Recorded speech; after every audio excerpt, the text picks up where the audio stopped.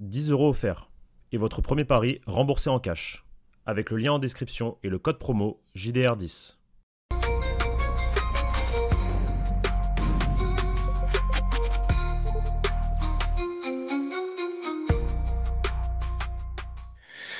Les amis, bonsoir à tous. J'espère que vous allez bien. L'heure est grave, Teddy. L'heure est grave. Vendredi 14 novembre, 23h21. Et on a un compte sur Twitter qui annonce une petite dinguerie, une petite bombe atomique. Mais on va y revenir. On va y revenir. Avant ça, Teddy, comment tu vas? Bah écoute, ça va, tranquillement. J'attends avec impatience ma commande au lit qui me sera livrée par Victor Brochet dans quelques semaines. Donc il doit être en train de faire les cartons là actuellement, c'est pour ça qu'il n'est pas avec nous. Mais ouais, très bien, très très bien. Ah putain, je suis mort. T'entends, Victor, il faut que tu lui envoies le Oli là. Il est impatient, le Teddy, Là, il pour en se peut lever. plus, il a 8 shakers et il y a des cartons partout chez lui, sa meuf elle est en train de serrer. Putain, ça va te permettre de te lever le matin pour faire les cafés réels avec lui aussi. Exactement, Tu exactement. vois? C'est bénef. Ça, c'est bénef. Bon, petit Teddy, l'heure est grave. Apparemment, L'heure est tardive déjà et l'heure est grave, ouais. l'heure est tardive, l'heure est grave. On aurait notre très cher président Florentino Pérez qui aurait décidé de laisser la présidence du Real Madrid en 2026, l'année prochaine, malgré le fait que son mandat s'achève en 2028. Et ça, c'est une information de Pepe Alvarez. Alors les gars, Pepe Alvarez, pour vous contextualiser un peu, parce que là, à l'heure à laquelle il est, là, il a balancé ça à 8 heures ce soir. Il est déjà 23h23, je vois qu'il y a quasiment 1 million d'impressions sur le tweet. Donc autant vous dire que ça a été une bombe en Espagne, Évidemment. avec plus de 1K retweet et 1K like, forcément. Le double-double pour Pepe Alvarez. Donc Pepe Alvarez, les gars, c'est un compte Twitter très connu dans la communauté Real Madrid Espagne. Je sais pas si tu le connais, toi, Teddy, Vaguement. vaguement. C'est un compte qui sort souvent des infos Mais plutôt, et plutôt crédible, ouais. qui a tout le temps juste. Il a tout le temps juste. Justement, il a tout le temps juste. Il fait partie de de tous ces comptes qui peuvent exister autour du Real Madrid. Il doit y en avoir trois quatre insiders qui ont des informations de près ou de loin sur le Real Madrid. Et Pepe Alvarez a déjà sorti des exclus dans le passé, notamment sur Mbappé, enfin, sur plein d'autres trucs. Et à chaque fois, ça s'est avéré être vrai. Et quand Pepe Alvarez dit quelque chose dans la communauté Twitter, ça fait énormément de bruit parce qu'on sait qu'il est fiable, qu'il est très très fiable. Et c'est pour ça qu'on en fait une vidéo ce soir, parce que ça mérite une vidéo, Pepe Alvarez qui balance ça parce que c'est une bombe atomique. Florentino Pérez qui pourrait quitter le Real Madrid en 2026, c'est quelque chose de... On va y revenir plus tard par rapport à notre point de vue, par rapport à ce que j'ai déjà exposé un peu en live il y a 2 jours. Euh, Si c'est vrai, je pense que le timing est bon, moi personnellement, mais ça sera mon avis. Maintenant, je sais qu'on a été, toi et moi, un peu demandé à droite à gauche. Je te laisse commencer ou je commence?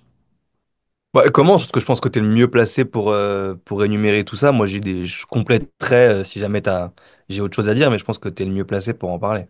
Bah écoute, moi on m'a très clairement dit que c'était pas vrai.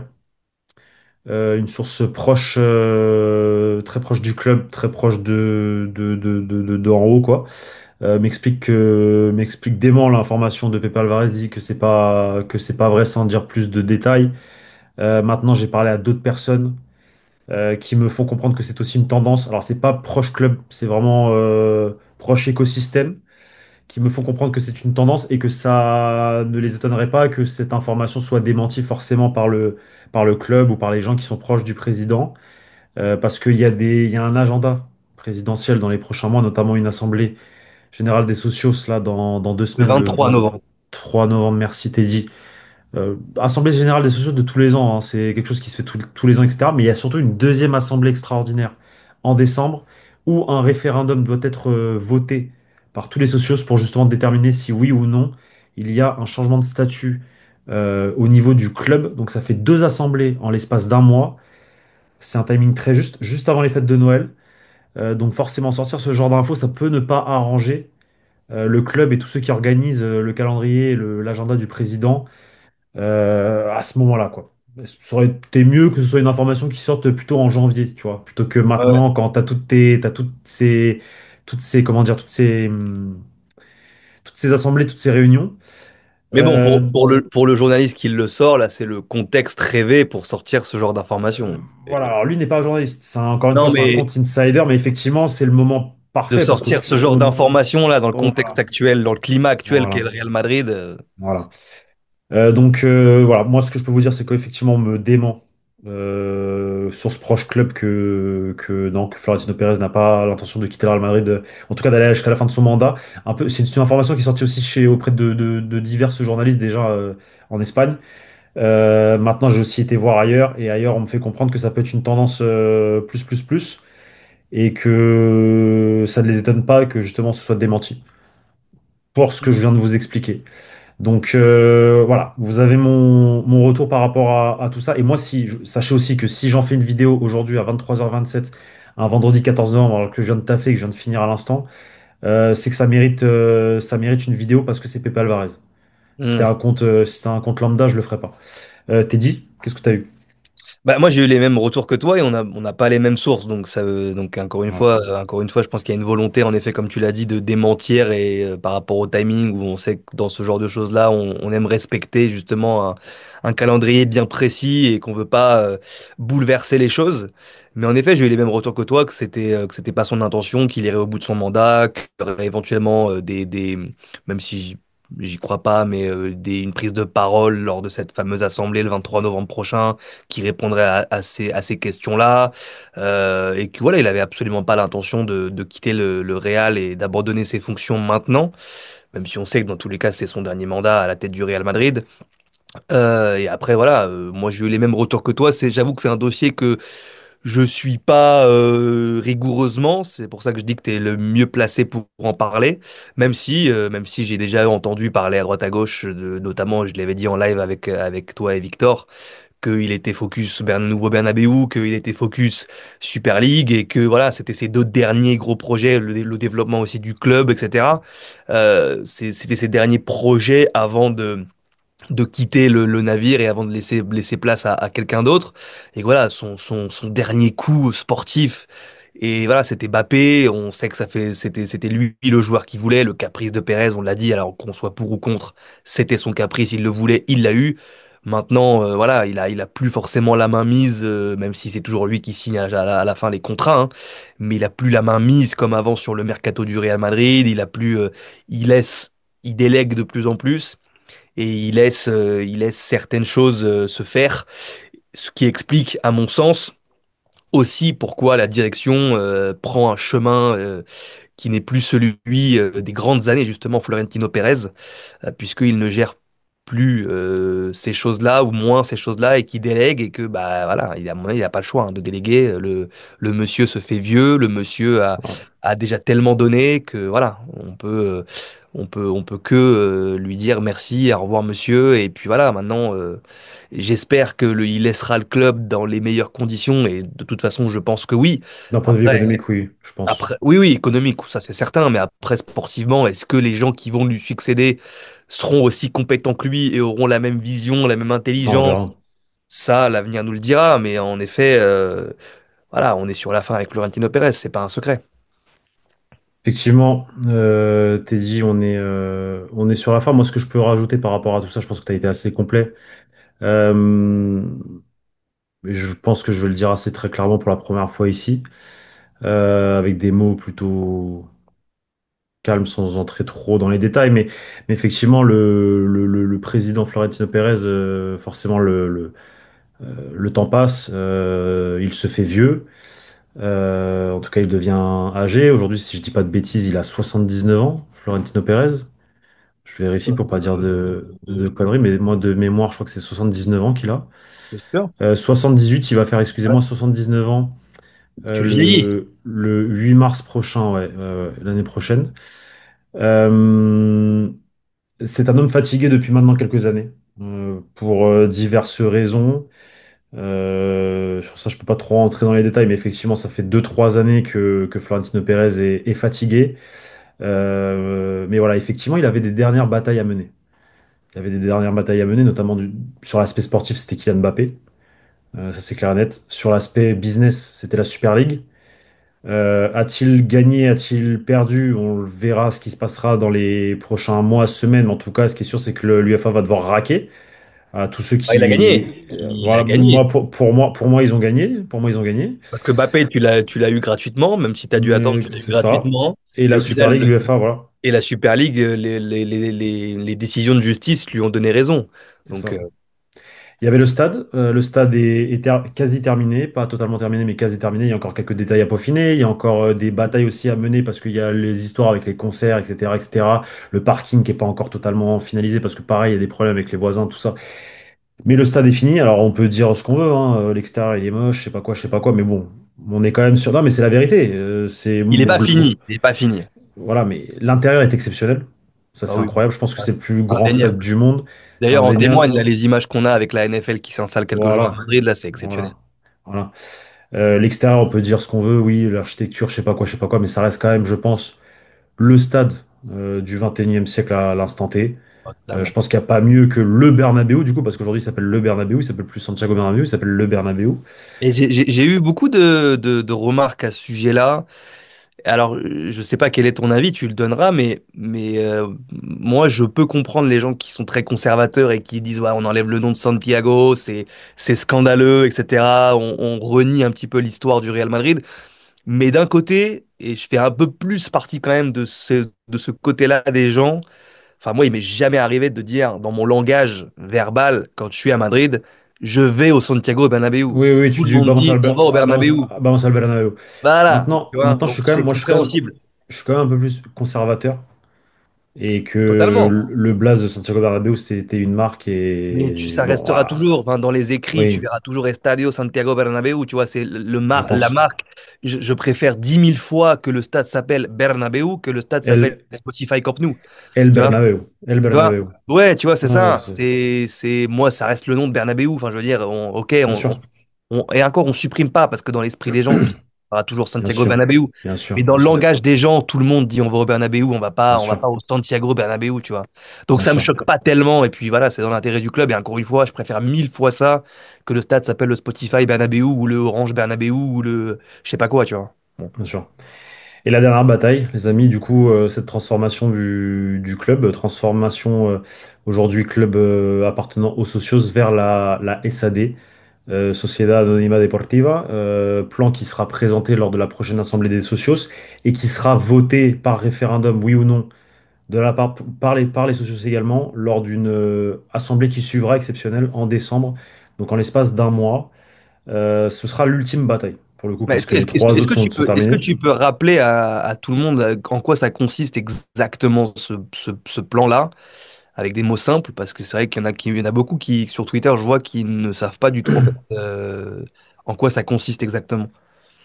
Alors avec des mots simples, mon cher Teddy, l'idée, si j'ai bien compris, parce que je suis pas non plus un crack en économie, c'est que le carnet de socios, en fait, va se transformer en action. Ouais. Et cette action va valoir une certaine somme, je crois que c'est 100 000 euros. Et cette action que tu auras en tant que socios, tu pourras la vendre ou l'échanger, mais que entre socios apparemment.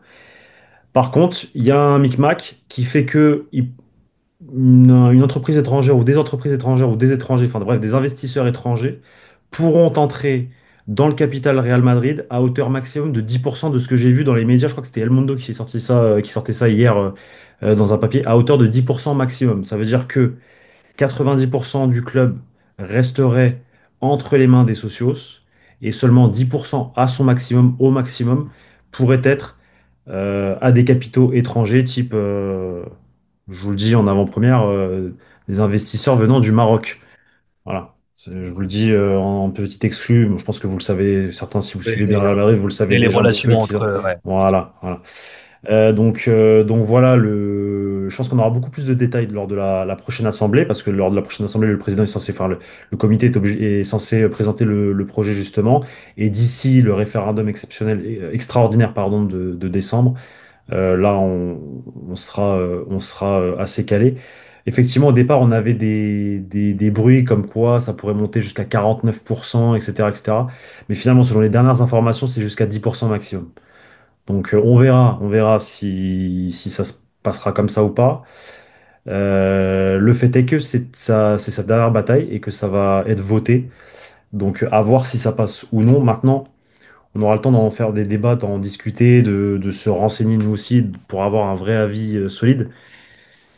Mais même 10%, à partir du moment où tu fais rentrer des capitaux étrangers, c'est que tu passes à un nouveau step, tu es dans une nouvelle démarche. C'est plus le Real Madrid. Après, est-ce que tu as le choix de... Est-ce que tu as le choix? Est-ce que tu as le choix? Est-ce que tu as le choix? On aura le temps d'en discuter, mais est-ce que tu as le choix?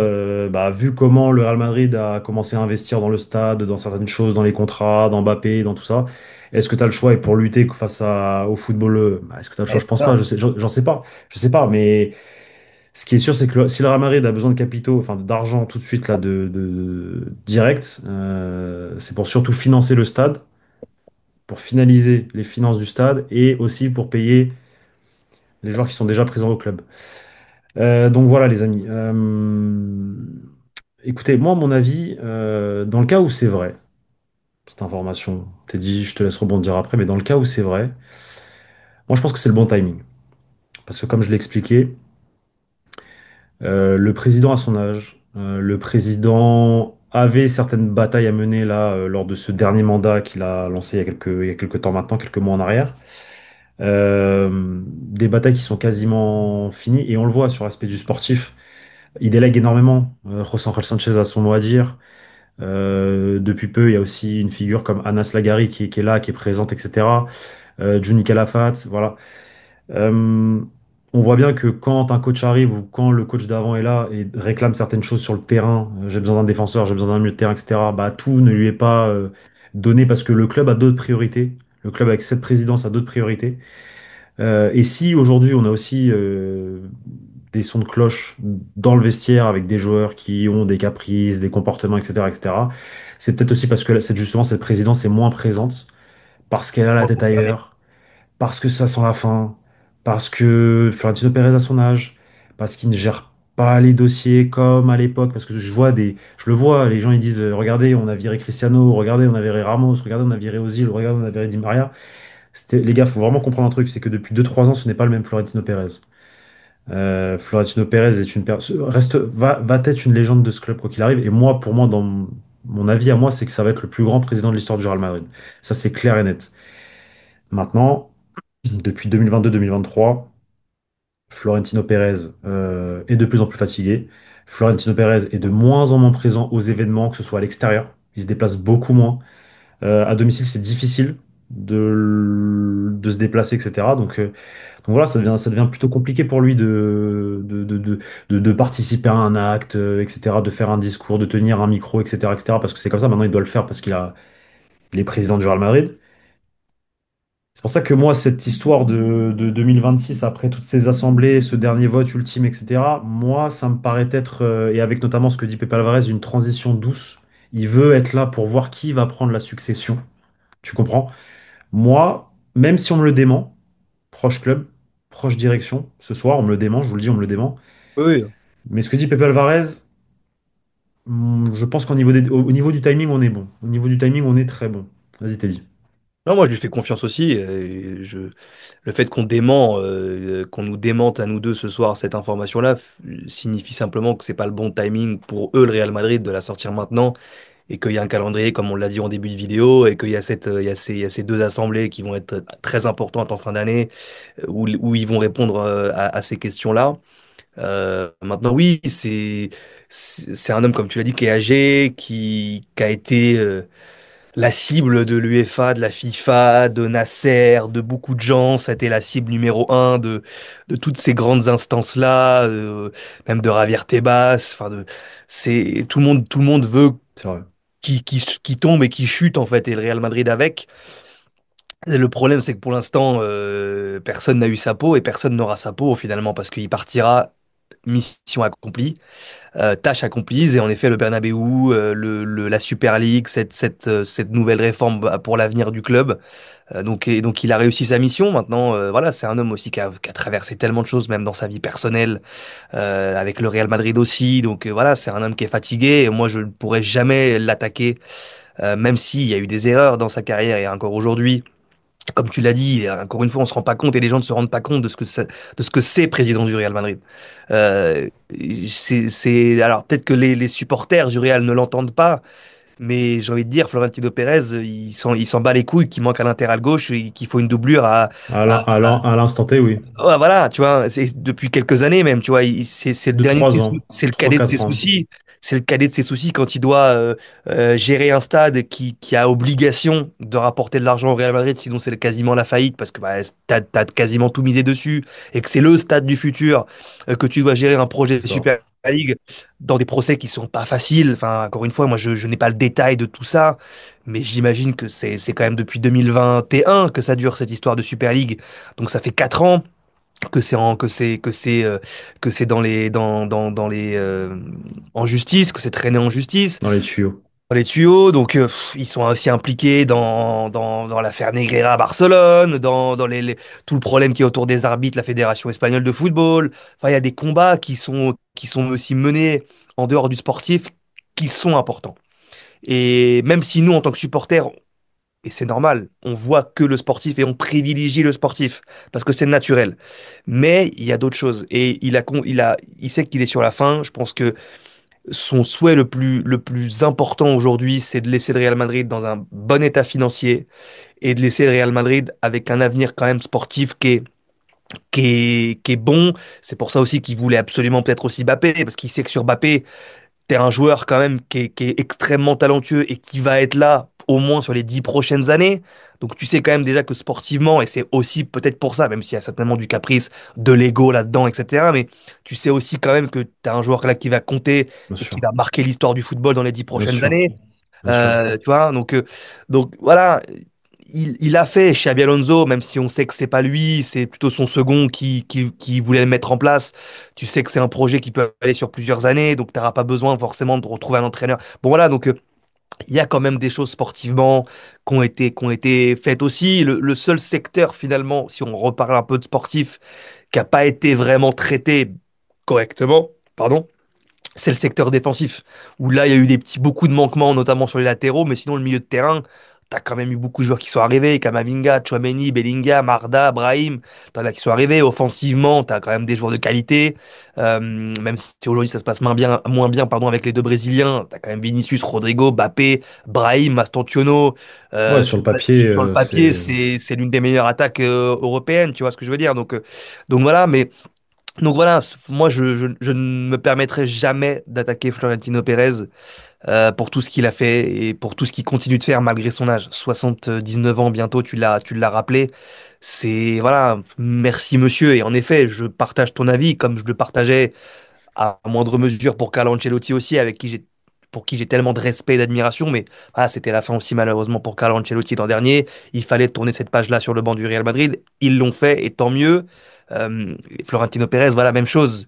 Et on le craint hein, depuis des années. On se dit putain, l'après Pérez, l'après Pérez, l'après Pérez. Parce que voilà, il te tenait ce club. Voilà, moi, c'est les 6 Ligues des Champions sur les 10 dernières années. Et voilà, et c'est aussi parce qu'il y a une gestion qui, à un moment donné, a été bonne. Et qui a fait que, voilà, une mentalité dans ce club, quelque chose de. C'est pas un secret, hein. Quand ça va bien, c'est que ça va bien aussi tout là-haut. Quand ça va moins bien, c'est que ça va moins bien aussi tout là-haut. Il n'y a Exactement. pas de secret, en fait. Ça va, il n'y a pas de secret. Là, ça va un petit peu moins bien depuis Parce deux que ans, parce que tout là-haut, on est là-haut, c'est moins fatigué. impliqué. Voilà, et parce que là-haut, on est Voilà. fatigué et on gouverne plus le bateau comme c'était le cas il y a quelques années. Donc voilà, Exactement. mais encore une fois, bon, je le disais aussi dans les derniers lives, allez voir la gestion d'autres clubs. Le Real s'en sort très très bien. Si on parle du Barça, de l'Atlético, C'est vrai. de Manchester United, de la C'est vrai. Juve, de l'Inter Milan, du Milan AC, Ouais, c'est vrai, c'est de vrai. tous ces clubs-là, C'est regardez, vrai. Manchester United, enfin je veux dire, ça fait depuis le départ de Ferguson qu'ils arrivent pas à rebondir et ils sont dirigés par des clowns. Enfin voilà, je veux dire, le Real s'en sort très bien. Et encore une fois, même si C'est pas évidemment, faux. je sais qu'on est tellement exigeant dans ce club et on regarde toujours le Real, et on va me dire, mais on s'en fout de ce qui se passe dans les autres clubs. Nous, ce qui compte, c'est le Real Madrid. Oui, mais quand même, regardez quand même les 6 Ligues des Champions en 10 ans. T'arrives même pas à le réaliser. Surtout Je pense que dans on dix a, quinze ans, on réalisera toujours pas. on n'a pas toujours aussi bien mangé au Real Madrid, ça je vous le dis, parce que moi j'ai vécu des années dans mon adolescence, laisse tomber, j'ai souffert. Et Les et ceux Galactiques. d'avant, avant 98, quand tu gagnes la septième. Tu t'attends, je crois, c'est 36 ans, 33 ans. 36 ans sans Ligue des Champions. 36 ans sans Ligue des Champions, où tu te fais taper quand tu as une bonne équipe avec les Boutragueños, etc. Mais tu n'y arrives pas, tu n'y arrives pas, bref. On n'a pas toujours gagné au Real Madrid et on ne gagnera pas toujours. Et c'est sûr que Florentino Pérez a marqué une époque. Il a marqué l'histoire du Real Madrid. Et pour moi, je pense que pour beaucoup d'autres, il sera le président le plus important de l'histoire de ce club Mais devant Santiago Bernabéu. même de l'histoire du foot, hein. Tu peux même aller dans. Ah bah oui. Même de l'histoire du Ah foot, oui. effectivement. Ouais, je pense qu'effectivement, même de l'histoire du foot. Écoute, Teddy, je pense qu'on a fait le tour. Merci à toi pour Mais merci à toi, hein. cette fabuleuse vidéo, les amis. Merci. Il y a du contenu qui va sortir là ce week-end. On va revenir un peu plus en détail sur les informations qui sont sorties il y a quelques jours là, justement sur la direction. Parce qu'on devait faire une vidéo à la base direction A3.